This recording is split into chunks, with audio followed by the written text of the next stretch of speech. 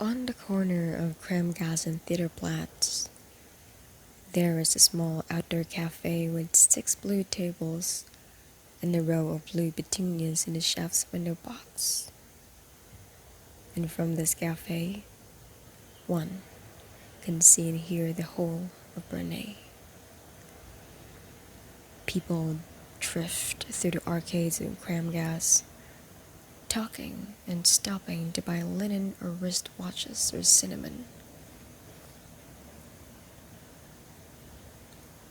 A group of 8-year-old boys let out for morning recess from the grammar school on Gotrigas follow their teacher in single file through the streets and the banks of the R.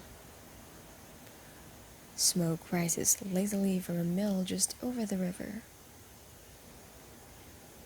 Water gurgles from the spout of the Jangar fountain. The giant clock tower on Kramgas strikes the quarter hour. If, for the moment, one ignores the sound and the smells of the city, a remarkable sight will be seen. 2 men at the corner of Gotrigas are trying to part but cannot, as if they would never see each other again. They say goodbye, start to walk in opposite directions, then hurry back together and embrace. Nearby, a middle-aged woman sits in the stone rim of a fountain, weeping quietly. She grips the stone with her yellow-stained hands, grips it so hard that the blood rushes from her hands, and she stares in despair at the ground. Her loneliness has the permanence of a person who believes she will never see other people again. 2 women in sweaters stroll down Kramgas, arm in arm, laughing with such abandon that they could be thinking no thought of the future. In fact, this is a world without future. In this world, time is a line that terminates the present, both in reality and in the mind. In this world, no person can imagine the future. Imagining the future is no more possible than seeing colors beyond violet. The senses cannot conceive what may lie past the visible end of the spectrum. In a world without future, each parting of friends is a death. In a world without future, each loneliness is final. In a world without future, each laugh is the last laugh. In a world without future, beyond the present lies nothingness, and people cling to the present as if hanging from a cliff.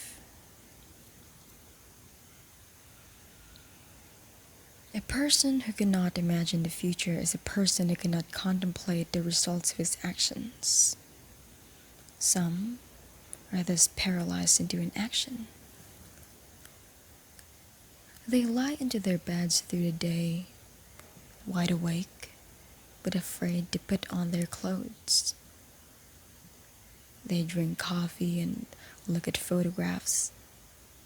Others leap out of bed in the morning, and concerned that each action leads into nothingness, and concerned that they cannot plan out their lives. They live moment to moment, and each moment is full. Still, others substitute the past for future. They recount each memory, each action taken, each cause and effect, and are fascinated by how events have delivered them to this moment, the last moment of the world, the termination of the line that is time.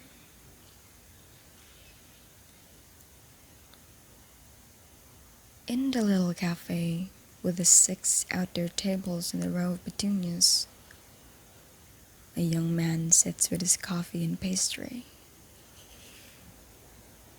He has been idly observing the street. He has seen the 2 laughing women in sweaters, the middle-aged woman at the fountain, the 2 friends who keep repeating goodbyes. As he sits, a dark rain cloud makes its way over the city. But the young man, he remains at the table. He can only imagine the present, and at this moment, the present is a blackening sky, but no rain.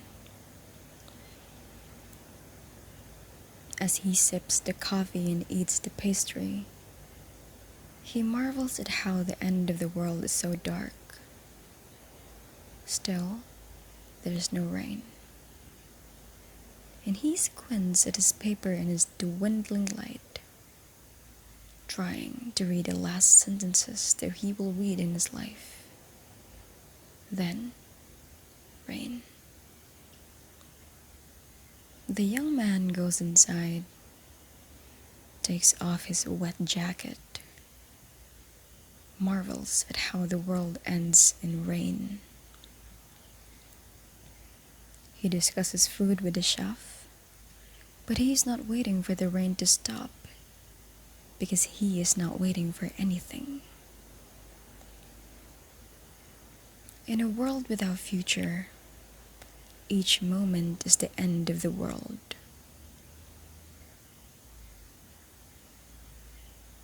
After 20 minutes, the storm cloud passes, the rain stops, and the sky brightens.